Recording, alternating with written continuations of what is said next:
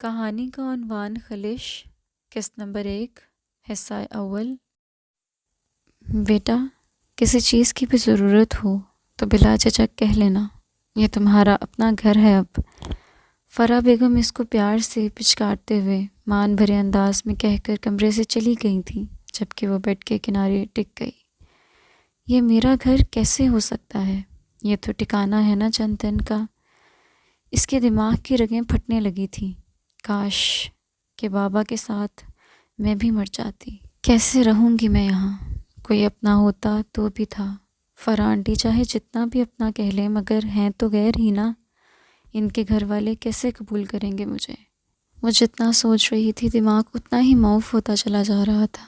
آنکھوں میں نمی لیے وہ خود اذیتی کی انتہا پر تھی۔ کتنی اچھی زندگی تھی نا جب بابا زندہ تھے۔ ابا ایک سرکاری ملازم تھے اور ان کو گھر بھی گورنمنٹ کی طرف سے ملا ہوا تھا۔ اماں کا انتقال اس کے 55 میں ہی ہو گیا تھا، مگر ابا نے شادی نہیں کی تھی اور ساری زندگی اس کے لیے وقف کر دی۔ دونوں باپ بیٹی کی زندگی بہت خوبصورت تھی۔ ابا اس کے لیے ہر رشتے کا روپ تھے۔ وقت پڑنے پر اماں، بہن، بھائی اور دوست بن جایا کرتے تھے۔ تایا، چچا اور پھپھو ہر وقت اس کے لیے دامن پھیلائے رکھتے تھے، مگر ابا جانتے تھے کہ ان میں سے کسی کا بھی بیٹا اس کے لائق نہیں تھا، سو وہ ہر بار کہتے وقت آئے گا تو وہ سوچیں گے۔ دراصل وہ رشتوں کی پاسداری کرتے تھے، منہ پر انکار کرنا ان کو مناسب نہیں لگتا تھا۔ ابا، پھپھو آج کافی غصے میں گئی ہیں، خیریت؟ اس کا یونیورسٹی میں اب 5واں سیمسٹر تھا اور یونیورسٹی سے گھر آئی تو پھپھو کو بڑے غصے میں گھر سے نکلتے دیکھا تو پوچھے بنا نہ رہ سکی۔ اپنے نکھٹو اور نہنجار اولاد کے لیے میری سونے بلکہ ہیرے جیسی بیٹی کا رشتہ لائی ہے۔ کہتی ہے اپنے اپنے ہوتے ہیں، جبکہ میں نہیں جانتا کہ اپنے کیسے ہوتے ہیں۔ ابا چائے کا پانی چولہے پر چڑھاتے ہوئے کافی غصے میں دکھائی دے رہے تھے۔ ویسے بھی دونوں کے درمیان کافی دوستی تھی۔ وہ دونوں ہر ایک پر بے لاگ تبصرے بھی دوستوں کی طرح کیا کرتے تھے۔ اچھا کیا نا میں نے اس سے رائے مانگتے ہوئے۔ کہیں سے بھی وہ باپ نہیں لگ رہے تھے، یوں لگ رہا تھا کہ دونوں دوست ہوں۔ وہ کرسی گھسیٹ کر بیٹھ گئی۔ بالکل، آپ کی بیٹی کے لیے تو شہزادہ آئے گا نا، ہے نا؟ وہ اب سر کو زور و شور سے اثبات میں ہلاتے ہوئے بظاہر سنجیدگی سے کہہ رہی تھی، مگر آنکھوں سے شرارت ٹپک رہی تھی۔ میری باتوں کو مذاق میں مت اڑاؤ، تم دیکھنا شہزادہ ہی آئے گا۔ بابا پہلے نالاں دکھائی دے رہے تھے اور پھر آخر میں ان کی آنکھیں چمکیں تو وہ مسکرا دی کہ باپ خود کو بادشاہ سمجھتے ہیں اور بیٹی کو شہزادی، اسی حساب سے وہ شہزادے کی ہی توقع رکھتے ہیں۔ بابا، ایک سوال پوچھوں؟ اس نے سوالیہ نظروں سے ان کو دیکھا تو انہوں نے فوراً اجازت دیتے ہوئے سر اثبات میں ہلایا تھا۔ بابا، آپ کیوں بدگمان ہیں اپنے رشتوں سے؟ وہ نہ چاہ کر بھی پوچھ بیٹھی تو بابا نے چونک کر اسے دیکھا اور پھر ہنس دیے۔ بدگمان نہیں ہوں بیٹا، ان کی اصلیت سے آشنا ہوں۔ میں ان کو کوئی امید نہیں دینا چاہتا کہ بیٹی دے دوں گا، وہ صاف گوئی سے کہہ رہے تھے۔ کیسی اصلیت بابا؟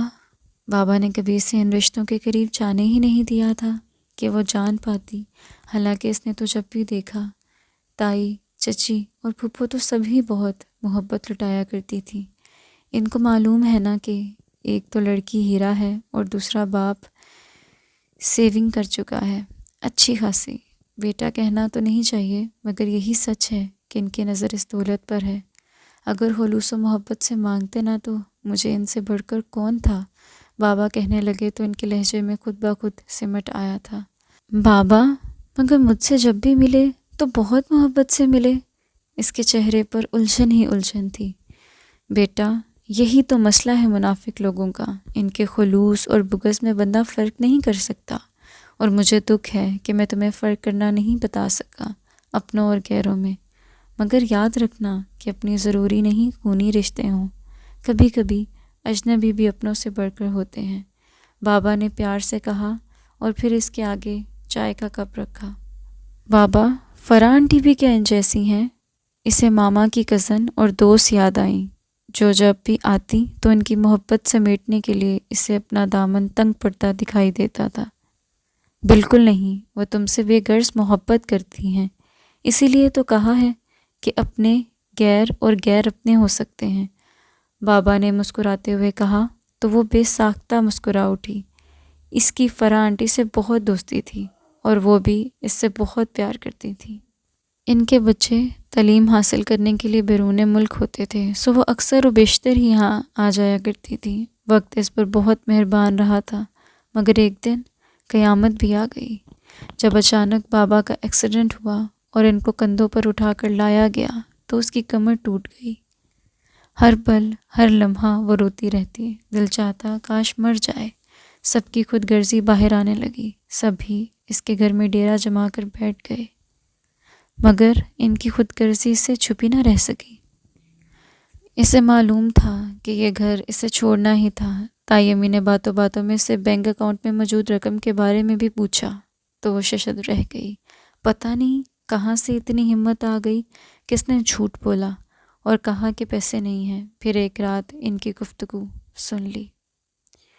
اس کی اپنے بیٹے کے ساتھ شادی نہیں کروں گی، اس کے پاس ہے ہی کیا؟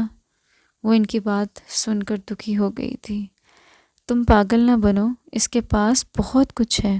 جھوٹ بول رہی ہے کنی میسنی، دیکھو ابھی شادی کر لو، بعد میں بھلے دوسری شادی کر لینا۔ ان کی اتنی مکاری پر وہ چکرا کر رہ گئی۔ کچھ کہنے سننے کو رہ ہی کہاں گیا تھا۔ باپ کی اچانک موت اور رشتہ داروں کا یہ روپ بھرے جہاں میں وہ کیا کرتی سوائے خود کو ان کے سہارے چھوڑنے کے۔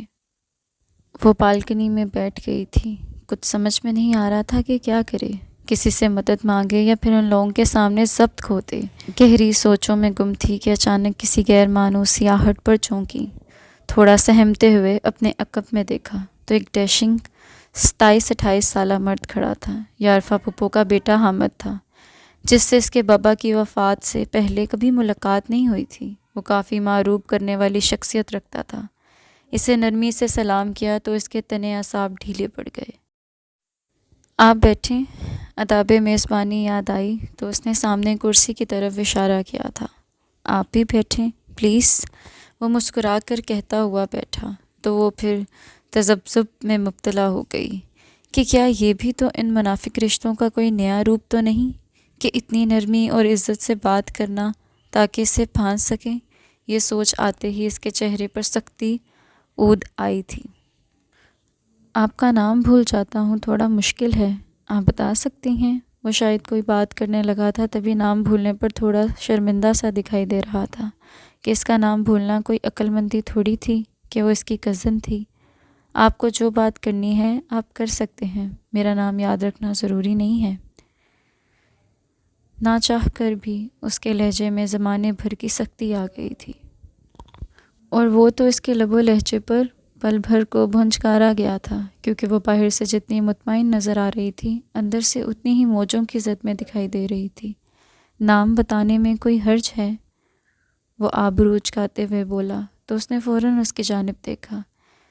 ان آنکھوں میں سے اپنے لیے بس عزت اور وقار دکھائی دیا تھا۔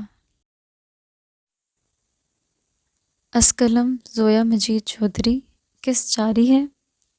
کہانی کا بقیہ حصہ دیکھنے کے لیے ہمارے چینل کو سبسکرائب کریں۔ شکریہ۔